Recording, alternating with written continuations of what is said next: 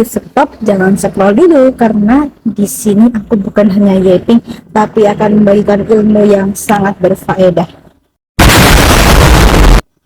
Sebelumnya, saya mengucapkan terima kasih banyak kepada dosen pengampu Bapak Rozi yang telah memberikan tugas pengganti sesuai kesukaan saya, yaitu membuat video. Udah lanjut di rumah nanti. A few moments later. Udah siap, nak? Kamu nanya, ini bagaimana kamu? Belajar sama Ustazah. Insya Allah siap. Udah siap belum? Ya. Siap. Oke, kita mulai ya. Di sini Ustazah akan menjelaskan pribumisasi Islam. Apa itu pribumisasi Islam? Ya, kajian tentang bagaimana Islam beradaptasi, berdialog dan berakar dalam budaya-budaya Nusantara, menghadirkan model keagamaan yang kontekstual, inklusif, dan berkelanjutan.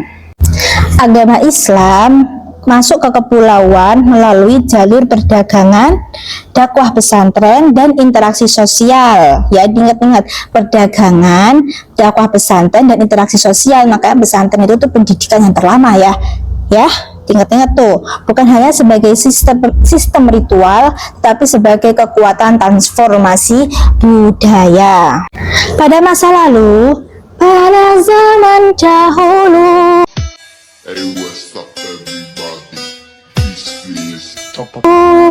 para pedagang muslim datang ke Nusantara membawa rempah-rempah dan barang dagangan.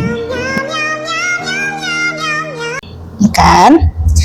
Nah, namun mereka tidak hanya berdagang, mereka juga menunjukkan kejujuran, sopan santun, dan akhlak yang baik.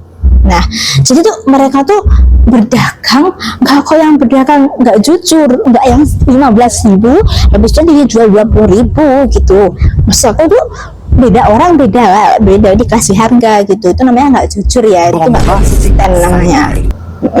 Jadi harus diterapkan sebagai pedagang apa aja, kejujuran, sopan santun, dan akhlak yang baik supaya laris dan dapat relasi yang baik. Terus bergaul dengan masyarakat lokal, mereka nggak sombong, nggak yang aku pedagang kaya gini, nggak, mereka langsung bergaul dengan masyarakat lokal. Makanya masyarakat Nusantara tertarik bukan karena paksaan, tapi karena melihat perilaku para pedagang muslim. Apa aja perilakunya tadi? Ya tadi, kejujuran, sopan santun, dan akhlak yang baik. Lalu dakwah melalui budaya. Jadi nggak ada ya yang namanya dakwah itu instan. Orang mie instan dan dimasak, apalagi dakwah ya. Ini tuh konteksnya tuh serem ada dakwah kan ya. Jadi nggak ada tuh ulama yang kalau dakwah kayak gini. Kalau Rasulullah, Islam itu ya agama paling baik, nggak ada agama selain agama Islam. Yang paling baik yang ada, yang nggak ada yang mau masuk Islam, nggak ono memberi Islam kok,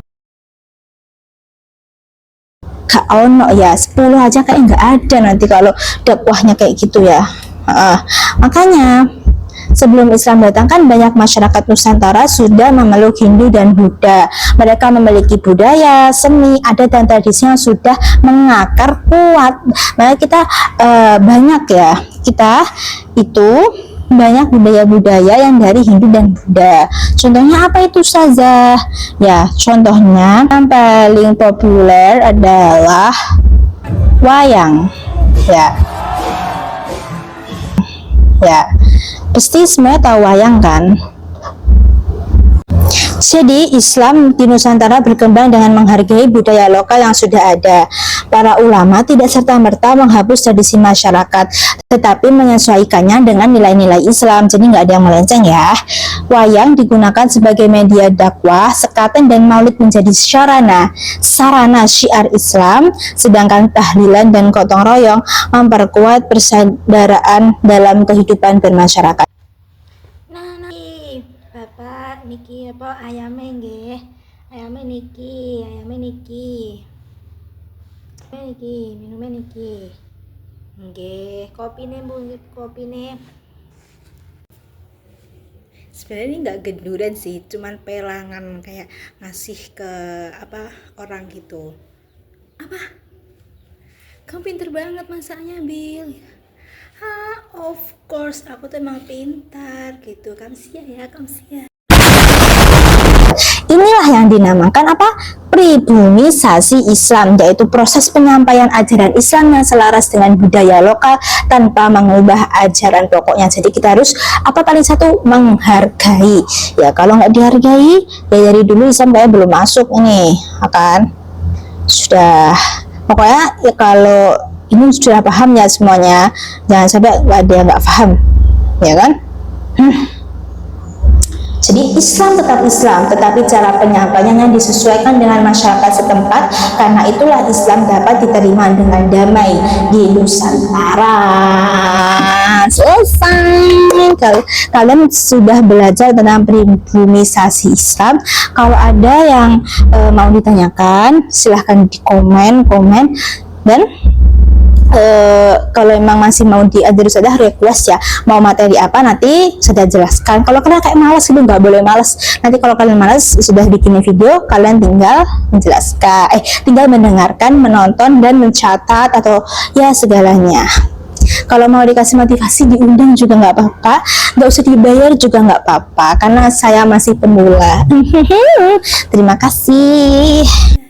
Kamsia. Bapak kasih aku nilai A+.